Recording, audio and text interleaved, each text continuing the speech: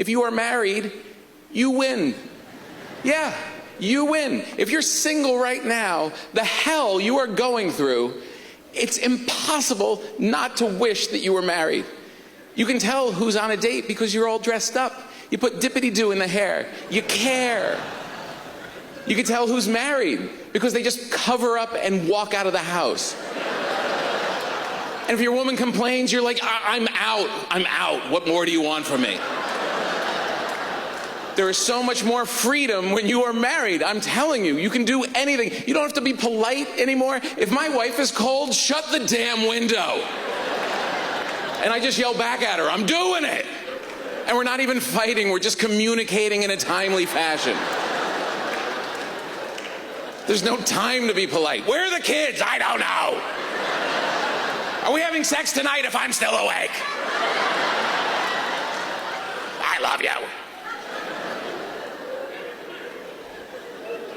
Don't get offended. Who cares? Who cares? My wife in the middle of a fight once called me a bloated jellyfish. All I said was, good one, good one. Because I know I have the rest of my life to get her back.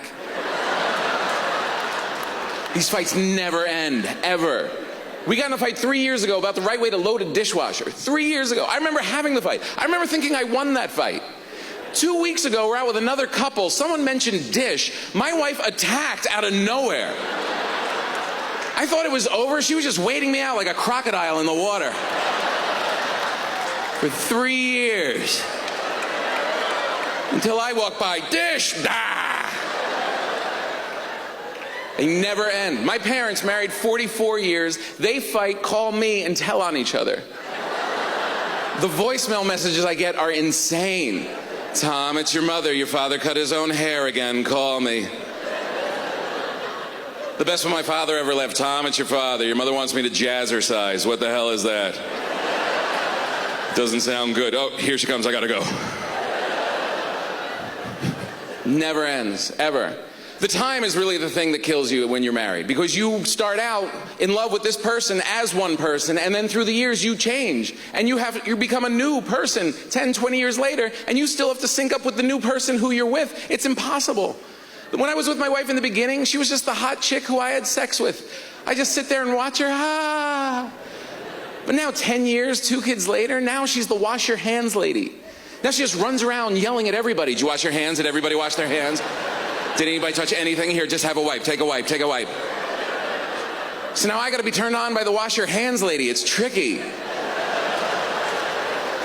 And she doesn't look at me like a sexual being. I'm like this weird weatherman that she lives with, apparently. It's my job to tell her the weather 24 hours a day.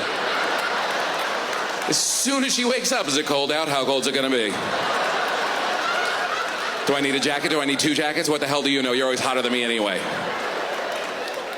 See, with the wash your hands lady and the weatherman together, it's not a real sexual vibe going on. And then you got to be careful if you try to spice it up and try a new move in the middle of lovemaking. That's always scary, because even if she's happy, at the end she just stares at me. Where the hell did you learn that?